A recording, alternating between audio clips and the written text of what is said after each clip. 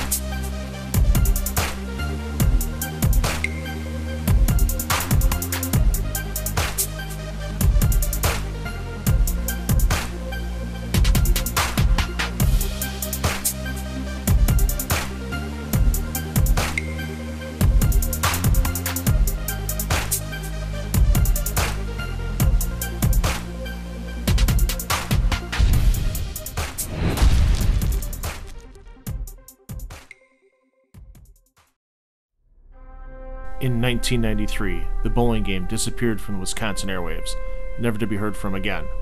Until now. For one day only, New Year's Day, New Berlin Bowl, the 2013 bowling game. Go to newberlinalehouse.com/bowling or call 262-641-0016 to get all the details on the 2013 bowling game. Semi-final number 1 for the 2012 900 Global Challenge coming here from Sunset Bowl. Joey, Brandon Biondo's won our last 2 15 and under division titles. He's got the 15 and under bracket one this time, but a little ways to go yet before he can wrap up the title for this tournament. Right, so we'd have to give him the as being the odds-on favorite, Phil, since momentum is in his corner. Definitely. We saw his opponent Ryan Schroeder on the last show, but he had lost the championship match to Livio Bolzan. And coming a little bit higher, Brandon, at first leaving the old 6-9-10. Yeah, and Brandon attempting to play the outer side portion of the lane as opposed to an inside line. A little more friction on the outside, Phil? A little more friction on the outside with this Broadway pattern from Kegel. It's the same you saw on the girls' show, 37 feet in length. A little bit easier than a sport pattern or a PBA pattern, but as you'll see, the bowlers still have to make quality shots to get into the pocket and score here at Sunset Bowl. Right, and coming from the bowling pedigree that he does, he should know everything there is to know about lane play. Now we get our opening look at Ryan Schroeder out of Kenosha. Ryan's side game 298, high series 779.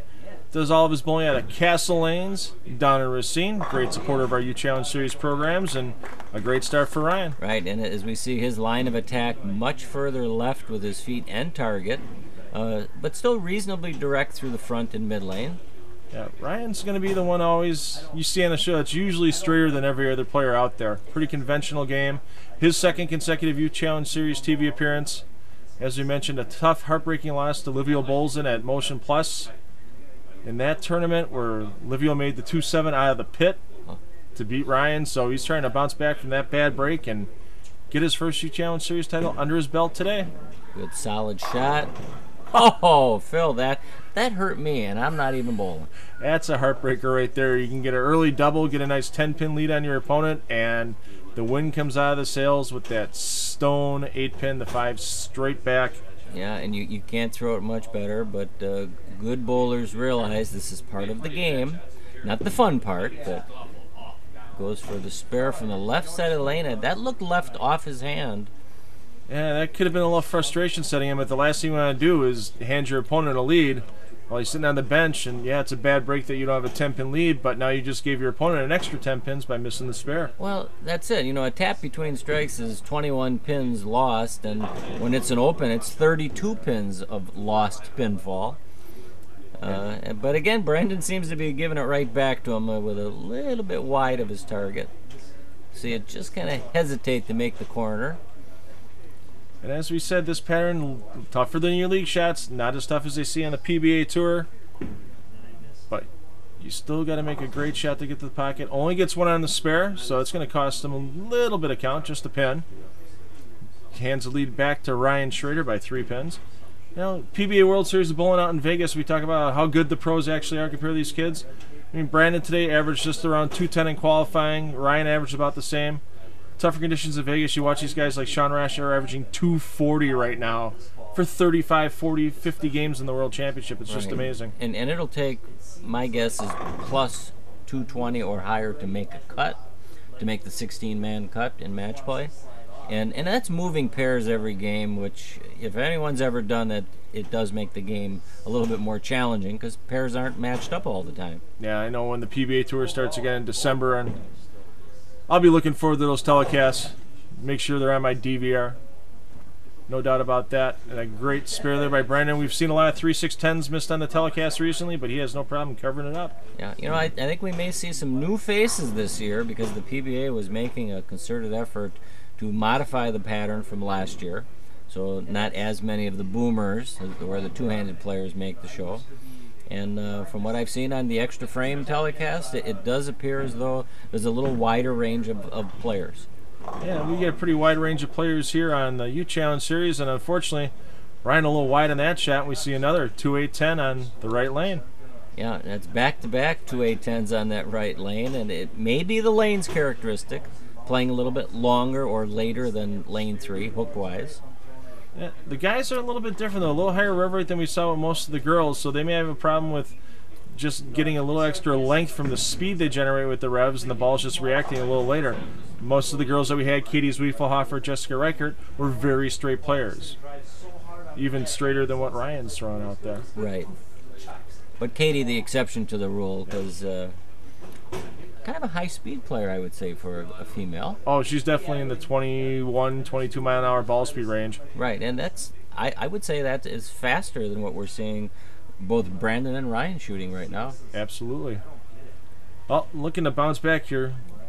2 opens in a row, looking to come back with at least get a mark on the board for Ryan. 6-step approach, solid at the line, and that looked good off his hand, and it looked good in front of the pocket, but when it went through the pins, there was some deflection. Yeah, and you look, he's a little frustrated coming back. I think he thought he threw that one good as well, but all it takes is that little hint to carry down or a little bit of change in rotation at the bottom of the swing on your release, and next thing you know, it's a 2-8-10 out there. This is where pros would either opt for a different ball or they would easily modify their release or loft and allow that ball to react a little stronger on the back end part of the lane. But we'll see what adjustments our boys make today. Well, that gives Brandon Biondo a 19-pin lead working on a spare here, so he can't extend it, but he can keep it there with a strike in the 4th frame. Home house 3D bowl, and I believe that's in Carpentersville, Illinois. Near the area, yeah. I'm not exactly remember if it's in Carpentersville or not, but I know the a Milwaukee area legend that moved down there years ago, Dave Traber, does a lot of stuff there at 3D Bowl. Yes, Dave's still competitive to this day, bowling in some regionals versus Brother Dale, and going at each other tooth and nail, I'm sure. Yeah, I know at least once last year, I think they faced each other in a title match on a PBA Senior Regional, so you know, Dale will bowl till he can't bowl anymore. Dave will bowl till he can't bowl anymore. And the one brother that still lives in Waterford, Daryl, does a lot of bowling. He started doing a lot of PBA senior regionals now as well. So and maybe they're looking for a 1-2-3 finish in one of the events. You never know. Sometime it might happen. Well, looking to spare this up, getting the commercial break. Makes it the hard way. Going to maintain a nice lead. We'll be back from Sunset Bowl with the rest of our opening match for the 900 Global Challenge in just a moment. Make sure you stay tuned.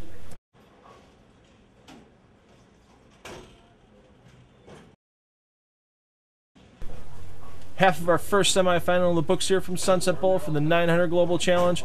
Ryan Schroeder, 3 opens in a row. Not a good thing to be working on coming off a commercial break, Joey. No, but he can't feel totally frustrated because he is very near the 1-3 pocket.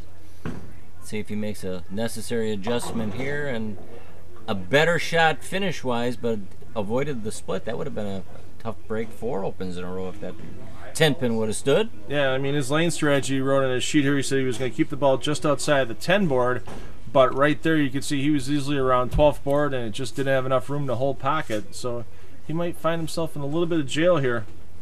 So, but a makeable spare goes direct right at it and just kisses the 7-pin off the wall with the 4-pin doing its job. So, want to thank 900 Global for their sponsorship of the 900 Global Challenge and the new release, The Dirty Look, out in your pro shops now. Can't wait to be throwing one myself pretty soon. I left a solid 8-pin in his opening shot on this lane and followed it with a 2-8-10. We'll see what adjustment he makes here. A little more loft, banked it a little bit, got it back, but not quite enough to carry that 10. And he threw a couple of pins at that on that light hit. Just couldn't quite get the 10-pin out. At least it should be a relatively easy spare for him. You look at the replay, he's got that hip pin doing a lot of work and throwing the 5 and the 6 back at the 10, and neither one of them got it. Well, he knows the striking shoes are going to have to go on eventually here, because Brandon, it's just a matter of time before he finds something himself. And with Ryan already down by 20 pins, yeah, striking is going to be a must, because I don't see Brandon missing the pocket for much longer, like you said, Joey. Well, he did strike last time on this lane, and throws a beautiful shot right there. He bumped a little further outside, and you can see on the follow-through, he kind of had the loose release to take some hand out of it, and maybe he found something after he 2-8-10 on that lane. Well, you know, I see a little bit of his father's release form and his follow-through, his father Vince, in that they chase the ball a little bit with their hand, which is better than hitting up on it and short-arming it. See if he does the same on that left lane, cuts it loose, and there's the first double. Yeah, definitely picked up his speed a little bit, playing it a little more direct, and extends that lead out to 30 pins. And now, yeah, definitely the thumb screws to Ryan right here. If he doesn't respond with a double of his own, this one's going to be pretty much over, sending Brandon to the championship match against the winner of our second semifinal, Nick Kruml out of UW Wilde against Dylon Wilde out of the Madison area. And he's almost to the point where he could take some chances here with either ball choice or lane play. And it's possible he did, and you know that did miss the pocket by much, Phil, about 1 inch, I would say, and here he's potentially has another open. Yeah, and that's one thing that some people are just casual viewers of the game or casual bowlers. They don't realize what a minute little difference at the release or in the launch angle or things of that nature. I mean, you're not talking sports. This sport isn't a game of yards or feet or anything like that. It's a game of millimeters, microseconds on whether a shot's good or whether it's bad. Yeah, I mean, he's had no ball, let's say, far away from the pocket, other than that washout, I would say. Yet he's going to have 88th in the 7th frame. You know, and again, it looks as though he's all over the map, but he's so close on every shot. Yeah, 4 opens and 7 frames is pretty unusual for Ryan, and of course, nobody wants to do that while they're on TV. I think we'll a little more loft on that shot. Yeah, and that's the way we know he can throw strikes, or Phil. You know, aggressive shot, good follow through, trusted his release. So Brandon's got himself a 47-pin lead here after that open in the 7th frame by Ryan. So staying clean the next couple of frames, he'll advance to that championship match. $100 scholarship bonus on the line, already with the money they've won earlier today for scholarships. He does the little Biondo kick to get that 7-pin out of the way and the 10-pin. Yeah, Brandon not one to be shy about his emotions on the lane. We've seen it the last 2 times he's been on a telecast. You'll see him run stuff off. There's the kick you talked about, Joey. Little fist pump at the end, and doesn't do it to intimidate his opponent, but he lets you know that I'm there, I'm in the pocket. You gotta catch up to me. That's your adrenaline, you know, flowing through the veins, and your body gets going, your brain starts feeling it, and it's where we want to be in bowling. You have to feel it. And you making his mark here. I mean, he's gonna have to sit on the sidelines for a game while the second semifinal goes on. And with Dylon Wilde and Nick Kruml looking on, he's making his mark going, I'm lined up, boys. You better find something before that championship. Yeah, but we know the lanes will change before his next match, and he may have to have some new strategy. Yeah, he'll get a couple of practice shots when he comes back on before the championship while his opponent waits. See what Ryan can do here to get out of here with something respectable and a nice double for him. Catches the first double, even though he should have had one in frame 2 when he left the stone 8. Yeah, you just wonder how much that stone 8 and then missing it kind of tweaked him mentally for the next couple of frames after. Well, you know, when you know you only have 10 frames and you get penalized on a very, very good shot off the hand, it does nothing to loosen your swing, that's for sure. Good point. So we're going to fast track through the end of the match here since this one's no longer in doubt. Ryan with the turkey. Good finish for him. I know he's getting ready for the high school season, bowling for Kenosha Bradford. They're looking to make a run this season for the state championship title. They're usually in title contention themselves. Tremper. And Racine Horlick, state champions 2 years in a row, but they lost a couple of good bowlers at Ryan Zagar and Michael Guzman. And Kyle Zagar moved down from Racine to Kenosha, so he's bowling for Kenosha Area School now. Horlick might have their work cut out for them for a three-peat this season. Yeah, that's a big loss. And he gets another one. That would be a 4-bagger for Ryan. He's going, can we make this a 15-frame Amish game like in Kingpin? Might have a chance to catch up. And Ryan just kind of throws it away. He knew the match was in hand for a 199. Strike here, 176 that would be for Ryan. Yeah, if you can get a strike here. So, or 178, I'm sorry if he strikes out. Right, and that was Brandon with the 199, and Ryan 176. All right, a great opening match. We'll be back with our second semifinal coming to you from Sunset Bowl in Waukesha for the 900 Global Challenge in just a moment. Make sure you stay tuned. Join Steve Sparky Pfeiffer, Van the Man McNeil, Dwight 5-time Albrecht, and other guests as they talk about the PBA Tour and local bowling on the Spare Time Bowling Show, Sunday mornings at 9 a.m. on Sports Radio 1250 WSSP. Barbiere's, a Milwaukee institution since 1963. Great Italian food for dine-in or carry-out, and great times for your family and friends. Barbiere's, in the heart of South Milwaukee, and near Miller Park on Blue Mound Road. Semifinal number 2 coming up to you from Sunset Bowl in Waukesha. I want to thank the Hannon family for their hospitality for this tournament, hosting their first ever U-Challenge Series event. And Joey, got Dylon Wilde, our only lefty on the show today, out of Monroe, Wisconsin up. Yeah, we'll see a unique style here from Dylon. Small steps, 6 of them. Strong follow-through. Definitely puts a little wrist into the shot. No doubt about that, and a big snap on the back end, and trouble early with a 247. That's nothing I would ever want to shoot out of the gates my first time on TV. Well, we'll see if his spare game matches his strike ball, because we know he can string strikes with that much power. And with the unique format today, Dylon, our winner of our 20 and 21-year-old age group, is the 4th seed, had to win 4 games to get out of his bracket and make the TV show. Beat our top seed Dan Perry 2 games in the championship to get here, and Dan cheering Nick Kruml on back there. You can see him in the burgundy sweatshirt laughing. So cheering his teammates on in his junior league days. And our first look today at Nick Kruml. Solid at the line, follow through up to the sky, and a rattling 10-pin, Phil. Yeah, you would have thought with all that ball speed, that 6 would have had enough gusto on it to get out and get that 10 out, but as you look on the replay here, Jill just kind of rattles around and doesn't quite get enough of it. Yeah, it may not have been his best release off his hand. We saw a little bit of deflection, and typically players in the 350 rev rate and higher will not see too much deflection. So, wearing his UW Whitewater colors, he's got his purple shirt and his white pants on today, and that's just right out of his hand. Yeah, just about a half of an inch off target at the arrows. It ends up being about a 2 or 3 inch arrow down lane. So he gives his opponent a little bonus, a little 10-pin bonus. Not like a little extra work to get yourself out of after frame number 1. And Nick, we'll hide this. We'll hide that first frame from your coach Sean Wachner out at UW Whitewater. Otherwise, you'll have you shooting 10 pins for an hour.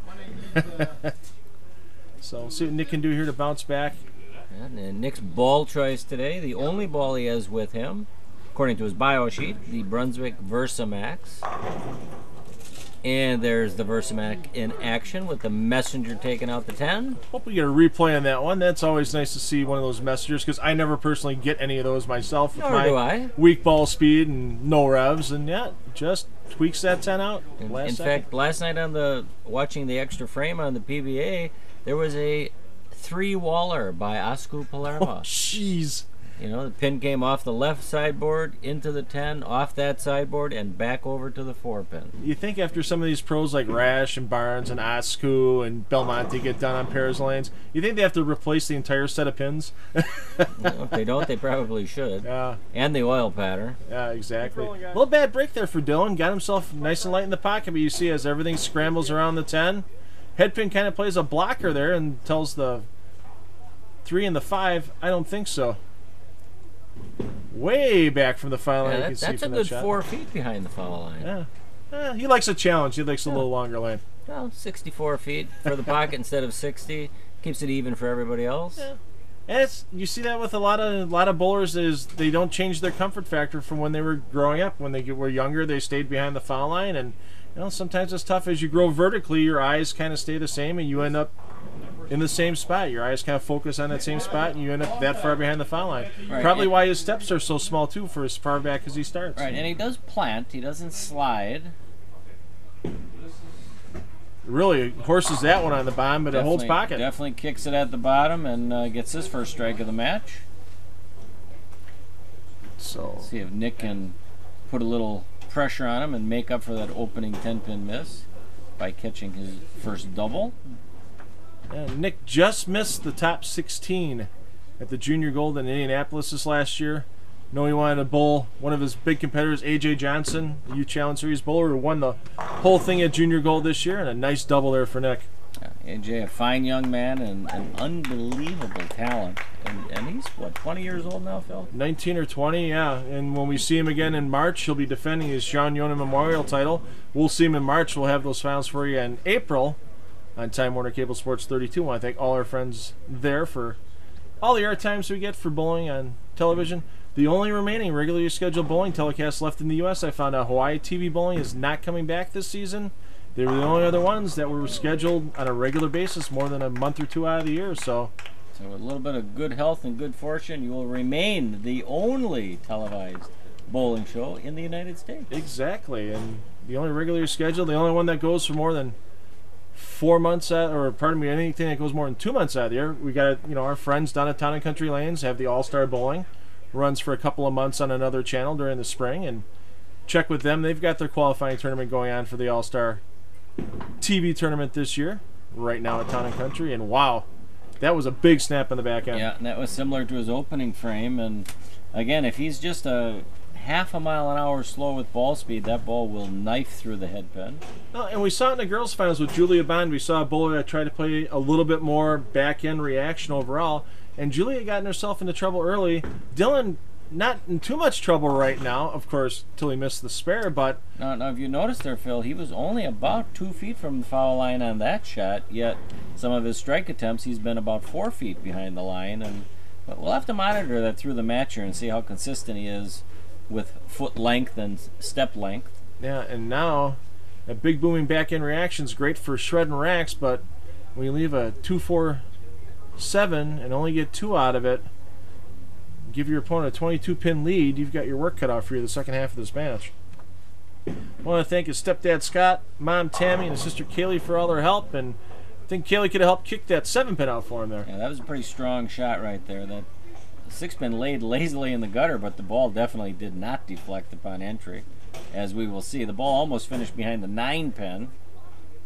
So, also want to give a teammate shout out to his teammate at UW-Madison, the boy team out there, Hefe DeBoss, also known as Jeff Smith. You see him sitting in the background as well today, and back-to-back misses getting in the commercial break for Dylon. Not a good thing. Nick Kruml extends his lead on the bench, and Joe and I will be back from Sunset Bowl and Waukesha in just a moment with the remainder of this match.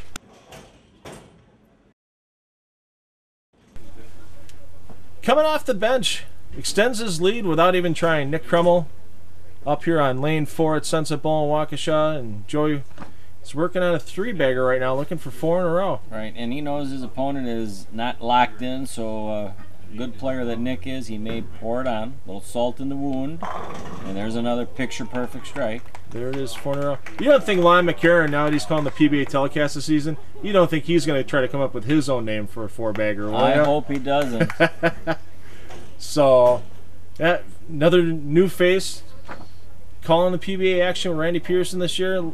Lyon called the summer series. He did a great job with that summer series. It was a lot of fun. I got a chance to talk to him down there in Chicago while I was watching, and really just an all-around great guy. And if he calls the bowling like he calls the poker action, it's going to be some good shows this year with Randy. Great shot there where that 6-pin knocks that 10 out of the way. And you know your ball's working, Phil, when that half pocket still strikes. We'll see a little bit of bounce with deflection. You got the 6-pin, plenty of power to knock over that 10. And that's a strong roll. I mean, we've seen shots like that even out of the straighter female players like Katie's Weefel. That ball's rolling strong when it gets in that 1-3 pocket. It's a lot easier to kick those corners out. Well, again, you want the ball to roll through the pins upon entering the pocket, not hook through the pins. And I think Dylon's is hooking through the pins a little bit. And good shots end up with 9 sometimes, where when it rolls through the pins, your carry percentage is typically much higher. And as you said, hooking through the pins, you can see where that ball hit high in the 1-2 pocket, deflected all the way almost into the 9.5 pin spot there. And no problem covering that up. Right. In other words, bowlers need to see the ball go through 3 phases of motion. A skid phase, the hook phase, and eventually the roll phase. And that is how you maximize pin carry, not by having it hook sharp on the back end. You need basically just a decent amount of revolutions with good consistency and proper ball transitioning. Well, and you've seen some pro drillings as well. You're in the loop at all that, Joey. It seems like a lot of the pros on tour nowadays look for the balls that hook early but roll strongest all the way through the pins. They don't look for the late hook anymore. Right. Very few professional players will use a skid flip drilling, especially when on national TV. They don't want to be fooled, and they want to be able to stay with transition as it occurs. And an arcing ball with an earlier roll typically is easier to read. Yeah, I know. I've got a couple of pieces you've drilled up for me recently from 900 Global, a freight train and a train, and I've been using them in a league. They roll much smoother than some of the other equipment I had in the past, and well, I shot a pretty good series last night with my freight train, and it's amazing how much easier it is to read the lane and transition while that's going on. And you see a player like Nick doing the same thing. He's keeping up with transition. He's making it on his own as a high-rev player, and he's staying in the pocket with 6 in a row now. Right, and part of good bowling is recognition and recognizing when the lane is asking for a skid flip motion and when the lane is not asking for it. And I think this condition is looking more for an even arc, smooth roll, and it'll keep you away from some of the ugly opens that tend to pop up now and then. Ooh, and that was just left out of his hand. And yeah, and again, that's not necessarily the ball. That can be bowler error. We have to enter bowler error into the equation occasionally. Yeah, you just see, we've seen the replays on that before, and that ball was sitting on about 10 when he was striking before. That ball was about 12 on the replay when it was starting to make its break, and there was just no stopping it through the head pin. He'll go cross lane. Cross lane, as straight as he can throw it, and knocks them all down with the ball. Best way to do it. Yep. And Nick, obviously a good spare player before he got to college. I mean, obviously you don't finish 17th in junior gold by having a bad spare game, but these kids, once they get to college, it seems like some of them get the wake-up call and they go, I really know how important spares are now. Well, and they're exposed to lane conditions that don't allow them to string as many strikes, so all of a sudden they're shooting at more spares, and if they start missing them, they realize, whoa, my spare game sucks. Yep. I better work at it. So, and once that was a great shot there again, and you know, there are days where things go your way and days they don't, and Dylon definitely not having one of the good days. Yeah, almost the same reaction we saw earlier when he left the 10 pin on lane 4. You just see that ball snap a little late. 5 pin goes behind the 10, the head pin does nothing, and next thing you know, you leave a 10 pin, but he covers it up, and you know he's not happy with his efforts so far today. This match pretty much down by 60 with 2 frames to go. But I think with a lot of young bowlers, Phil, the fascination of hooking the ball and putting more revs on it is intriguing, and they want it, and once they achieve it, they maybe don't really think about the rest of the game that's important, such as learning how to control motion. And Dylon, he's got 299 under his belt. He's got a 731.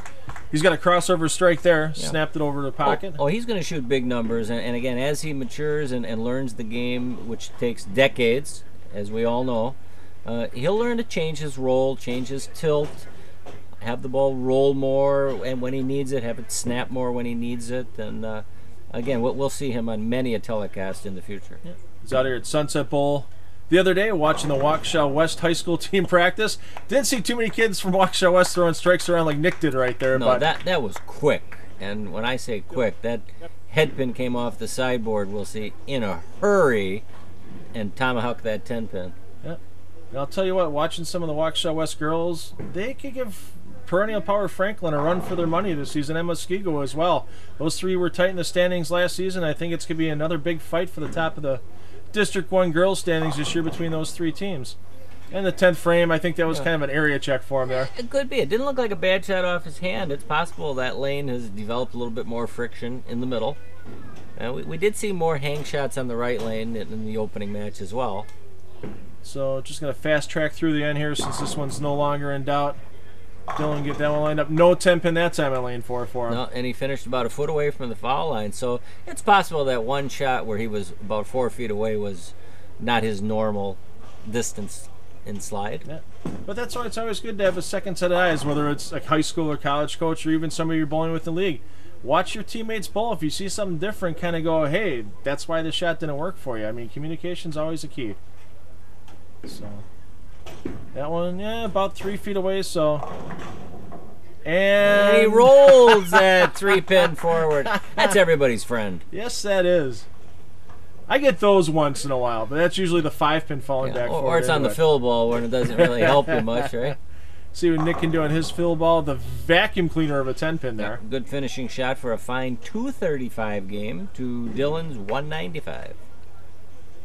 196 if he strikes on the shot. Oh, my mistake. Yeah, that's okay. We're both off on our math. That's why we got our statistician always putting the scores and graphics up for us. Math is not our strong suit. Fractions might be, but not regular math.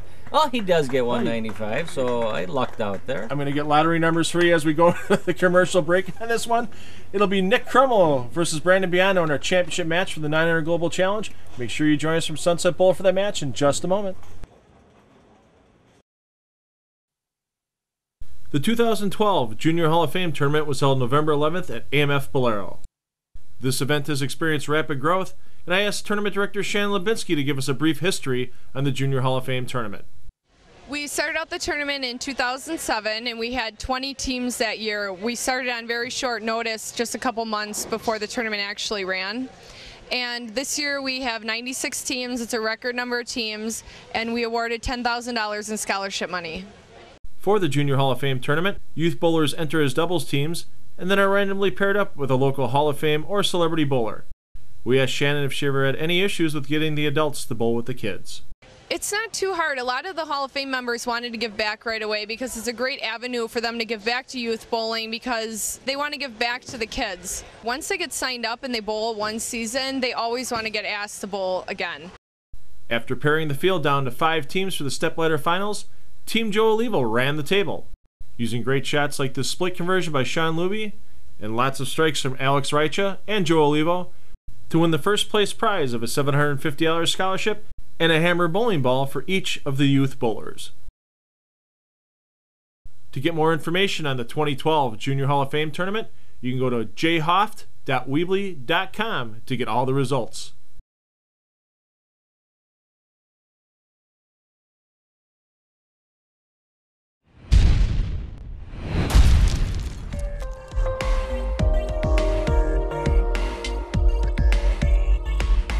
The Look is the strongest back-ending ball in the new 900 Global lineup.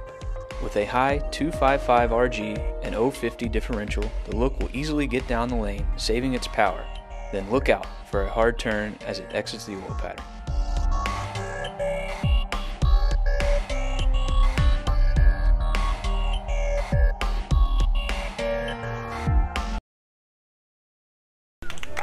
All right, bowling fans, you've waited all day for it. The championship match here from Sunset Bowl in Waukesha, the 900 Global Challenge Championship.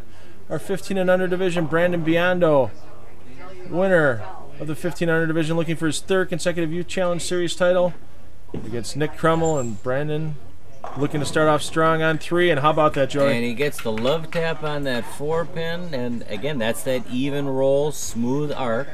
A ball that would snap at the back would not allow that 4 pin to be tipped over. So it's a heavyweight match, Phil. Even though these kids are both reasonably young by our standards, quality players, solid at the line, strong releases. They know how to manipulate the ball through the front part of the lane. And as we say that, he tried playing a little farther out than he was the last time. Yeah, he did get it through the front part of the lane, but you're right. He tried a different line there, either intentionally or unintentionally. But knowing Nick, he will not stay there because that was dangerously close to a 2-8-10. Yeah. And we've seen a few of those pop up on the show already today. Yeah. So you're going to see a lot of banter between Nick and Brandon here during this match. I mean, they both want to win, but they've grown up kind of on, even though they're a few years difference apart in age, with Nick being 19 and Brandon being 15. They've bowled around each other for quite a while, youth leagues, youth tournaments in the Illinois, Wisconsin area, and they'll be friendly about it, but they want to win. So we've got 2 opening marks here from Sunset Bowl.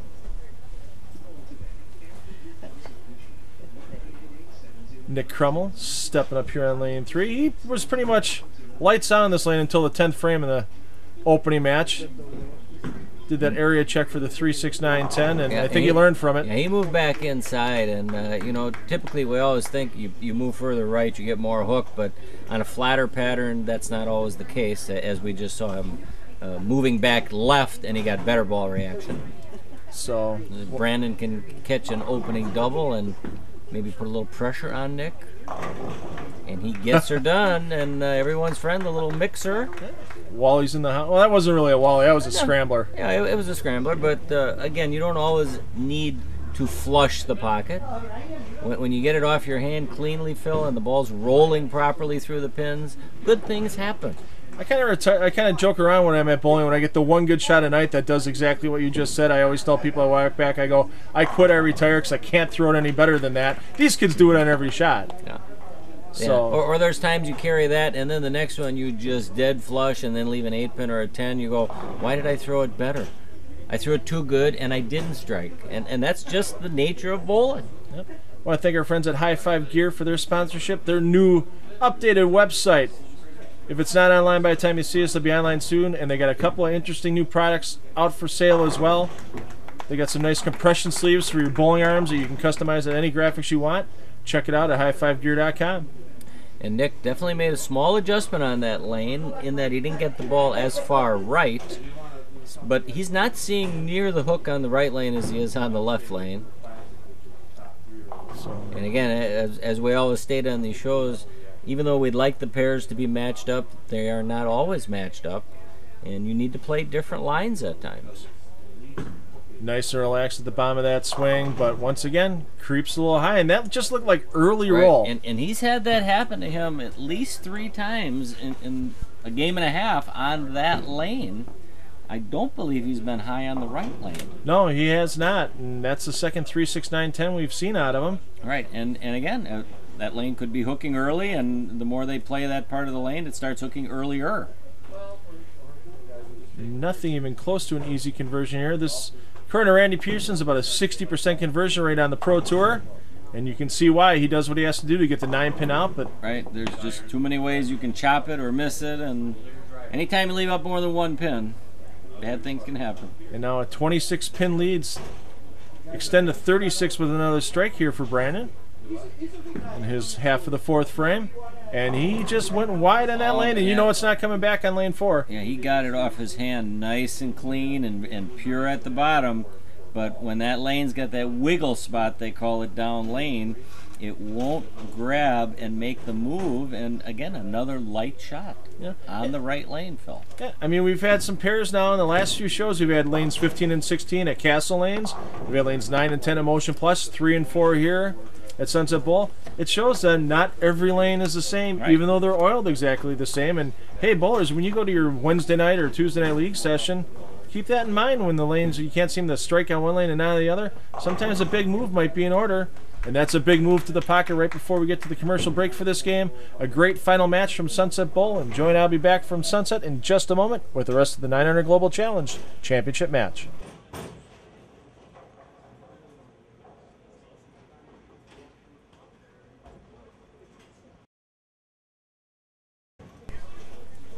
Halfway through our championship match here at Sunset Bowl. Nick Kruml stepping up. 11 pins in the hole.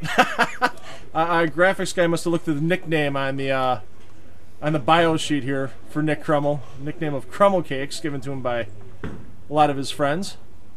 And speaking of crumbling, that was a crumbler from the right field bleachers there. He got that right of target. Now he may have missed that wiggle spot by going so far right of it. And again, with that heavy roll, the pins just do the right thing. You can tell right there he's thinking 2-8-10, and all of a sudden he goes, "Wow!" You see the reaction. I just got away with a ton on that shot.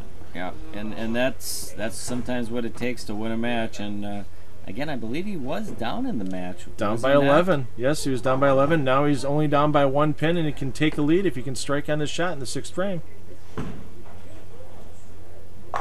You can't throw it much better than that, and we have ourselves a match. Yep, 1 pin lead for Brandon Biondo coming back up in the 6th frame. Brandon, tell you what, you look at the young man, if you didn't look at his face, you just saw the form and everything, you'd swear he was a college bowler, a 20-year-old bowler. Well, you wouldn't think he's 16. He's on a strike, Phil, and you knew he threw an aggressive shot. He did not get careful. Even though he left a 2-4-10 last time on this lane, he still trusted himself again. And again, you can't throw careful. No, and he knows the caliber of his opponent. His opponent stepped up, threw a double on the board right away after the commercial break, and now he's got to keep pace with them. Still in the lead. He still maintains that 1 pin lead with his spare, but it's now a 4-frame match. Yeah, it's going to be who can figure out the right lane in the latter frames here, who's going to win the match. Because the left lane does look, let's say, more scoreable, especially for Brandon, where, I mean, with the Kruml Cakes, he's going to have to bump it in on that left lane. Nice post at the foul line by Brandon. Needs to come up hard, and it does for a Pac-10 strike. Just 10 back, and again, that's pretty much, even though it's a 7th frame, that is his foundation frame right there. No doubt. Doesn't lose that 1 pin account that he has right now, that 1 pin advantage. However, Nick strikes on this shot. The lead goes to 9 pins for Nick. Well, we'll see if he can. He's not going to try and throw it as far right as last time, is my guess. Little flip on the bottom. Well, yeah, and that was a good shot, good controlled shot. And again, when there's oil near or in front of the pocket, no matter how good you throw it, it's not going to read it. You had it exactly right the previous frame of that lane. He got it a little farther right, got around that little hold spot that showed up there, that one. Tattooed it, unfortunately hit that hold spot at about 42, 43 feet down lane, and slid it just past the pocket. Even during league, that's why it's important to read the oil changes as they're going on. Watch your ball motion all the way down the lane to know what's going on and help you score better. Now again, now the left lane. Now it's been easier for Brandon, but we'll see if Nick can make an adjustment, because he has come high on shots that it looks like he's thrown well. Yeah, and he just gets it a scooch left, doesn't have a hold spot on lane 3, and it just immediately goes right through the face. And you know, lucky for him, he hasn't left wide splits, but 3, 6, 9, 10s are no easy accomplishment either. Just like a baby split. So yeah, it looked like he made a move, but the ball still read up early, yet Brandon's isn't. So you wonder sometimes, how does that happen? Yeah, it's difference in how the ball is rotated by the bowler. Nobody rotates it the same way. Pete Weber has a much different roll than Walter E. Williams does, and that's why their balls react so different. And a little joshing going on back there because he rolled the 9 pin out late. They were, just goofing with him. He goes, "Oh, you got a break," and it is. It's a much easier spare now without that 9 pin. That is a huge break. Still difficult spare. Yeah, I wouldn't want to be in Nick's shoes right now with a match on the line and shooting at a 3, 6, 10. And covers it nicely. Now, there's a few ways you can make that, and just as many ways to miss it. So we have 2 frames left, 9th frame, and with Brandon on a strike. And again, this is the money shot right here. You'll have to either just get better hand in it or just a little softer. 6 steps to the line, a nice post to it. Yeah, and that was a great shot. I think he tried to keep the ball a little tighter on line and just got the blower 7. Yeah, let's replay 5 in back of the 7 and the head pin in front. And that's a horrible break. In front of the 7 is a little weak. Behind it, it was not weak. Yeah. So you just see his reaction there, but he's got to get his composure back. you give your opponent an extra 11 pins right here if you miss a spare, and it's game over right now with Nick. Yeah, that was a mature shot from Brandon in a critical situation. On a strike, on the tougher of the two lanes. Still has that 5-pin lead out there, so no matter what Nick does, if Brandon basically matches him, the championship and the 900 Global Challenge title will go to Brandon. It'll be his third in a row. Nick looking for his first title. Well, Brandon knows this is a must shot. And he gets it done. And again, he just labels it. The composure, everything that this young man has at age 15 is just phenomenal. I would like to recruit him now for college. Yeah, if I was if Vince, Joey, send this DVD out to every college coach in the nation right now. He's almost 16. He's going to be driving soon. I would like to make some payments on his first car. Nick with a nice post at the line, and he gets the blower 7 out. Throws a great shot. Now, for him, that right lane seems less challenging than the left. But again, that was an important shot, but he's got to go to his tougher lane and at least get the first one, if not the next two, to put some pressure on his opponent. See Ashley Bell and Katie Zwiefelhofer hanging around after Katie won her title, cheering Nick on.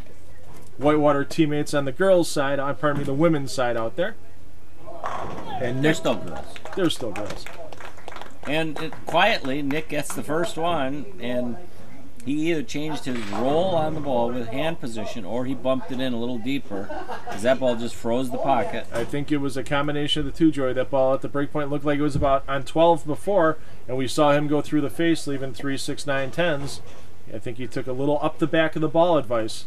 So this could force his opponent to double. Exactly. Brandon will have to step up and match whatever Nick does. Oh boy. Now, he probably didn't think it was going to strike. We sure didn't think it was going to strike. Something knocked the 10 over. Yeah, let's see if we get a replay here, because that was just the high hard one again. And no, not going to get a replay on that one, but that 6 just gently nudged the 10 out. Well, those at home can DVR, push the rerun, and do their own replay, but exactly. Now on the fill shot, still an important shot. Yeah. Count not huge, but he does strike there. Yeah, he definitely moved his feet and target infill. It looks to be at least a good 3 or 4 boards. 220 on the board. Which means in order to get to 221, Brandon needs to double and 6 count on his tough lane as well. And he got the 7 out that time. Great, and that's a trust shot right there. You know, you don't try and fit it.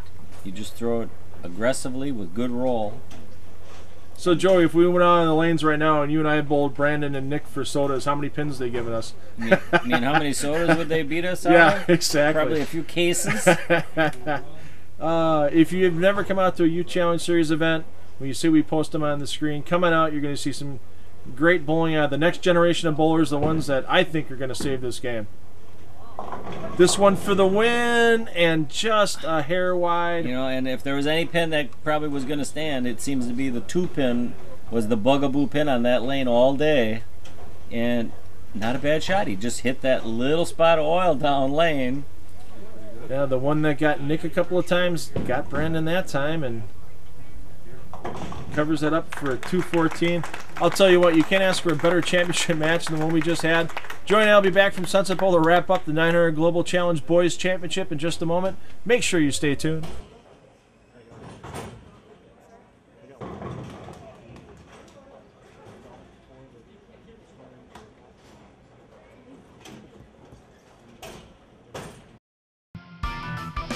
Here's the High Five Gear Player of the Year point standings after 4 of 10 events.